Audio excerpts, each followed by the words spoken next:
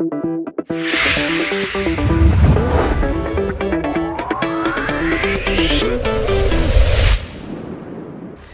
everyone! We are in the middle of a forest today. Sort of. Yeah. It's not really a forest. The river is right there and this is like a little green area, but we can call it a forest. So as we're in England, we wanted to share some tips with you about when you come to England, what you should be careful of and look out for. Anything else? Yeah, well basically how to survive in England, especially if you're a foreigner. How to survive in England. Yeah, not for English people, because of course if you're English, you know how to survive here already. If we call it survival. I don't call it survival. No. I do, because you get in a lot of trouble if you don't follow these tips that we're gonna give you now. Okay, the first one, it's something I think it helps me a lot to remember. I need to remember it all the time, and it's the way you cross the road. Because if you're not on a path to cross the road, you know, and at a stoplight, for example, if you're not there, you can wait hours and the people wouldn't let you cross the road. So if you see a stoplight to cross the road, even if it's miles before where you need to cross, do it. Do it right there and then you can walk all the way on the other side. Because trust me, you're gonna wait for hours and no one is gonna let you cross the road. The next tip would be when you actually cross the road, make sure you look right and left, depending on what side you are. But doesn't matter where you are, actually just keep looking left and right, because you never know, you could be looking in the wrong direction at a certain point and bam, here comes a car, boom, you're flying in the air. I think you've got the same problem when you were in Italy, weren't you? You were looking the opposite way and you were like, oh, the cars are coming from there. Not anymore, but... Not anymore, but before it starts. Before. But Riccardo had that problem the other day. Yep. He almost got run over when he was on his bike by a car lit the wrong way and...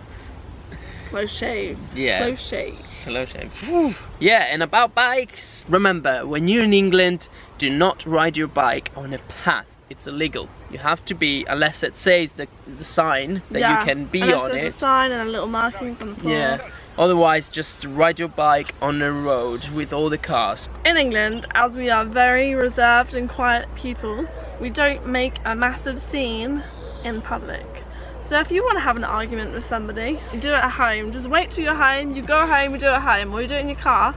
But you don't do it with other people around you watching, because you just look like you're a bit rough. It's not good to do it. You look rough and you look abusive.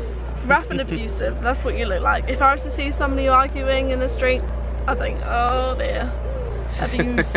Okay, next point. This is for all, especially Italians, because I don't know around Europe, but in Italy people do not follow queues. They don't even make them. What is a queue in Italy?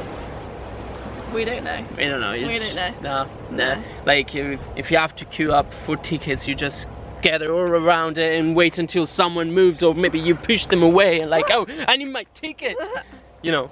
So that's how Italians basically do it. But in England you follow the queue, because if you don't, you get beaten up. Let's say we've queued, we've got on the bus, we're sat down, we're at the end of our journey, we're getting off the bus driver opens the door. You just run. We don't run. No, you don't run. We walk out, here's the bus driver. Thank you. Bye, cheerio. That's it. You've got to thank the bus driver because it's polite. You don't just walk off without saying thank you, because that is rude. Next point. Last point. And last one. Yes, finally, because this wind is driving us crazy, because it keeps moving the tree, because we actually put the camera on a little flable branch. Flable branch.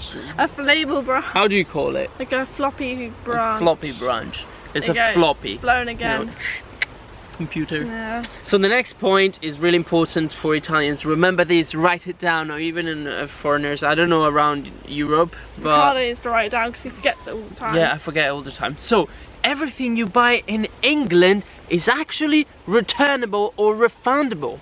You need to write that down, because I keep buying things that maybe, like for example, the other day I lost the keys of my bike lock, and I bought another lock, and I came back home and I found the keys again of the other lock. So I didn't think about it, but I could have took the new lock without opening it and take it back to the store and get the money back. And in Italy you can't do that. I feel emotional about this. It's really amazing. You can't do that in Italy. Although with the new lock, I lost it into the water in the sea and then I found it again the next day. So just remember, things can be refunded or exchanged. Okay, that's about it for our survival tips for coming to England. So if you ever come to England, make sure you watch this video because it could help you if you've never been here before. You know, I know towns are different and cities are different from one another, but we basically follow the same things, so. There's a giant bee down there. It's a big bee. Big bee. No. Make sure you check out all of our other videos while we're going to be in England. We're going to have a few for you and we're going to make sure we get some vlogs out for you as well. Don't forget to subscribe to this channel and to go on a Instagram page and Facebook page. We keep posting new pictures and actually we decided to make some nice and funny things on the Facebook page. So start watching them as well and follow us there. We'll see you guys next video with this cutie.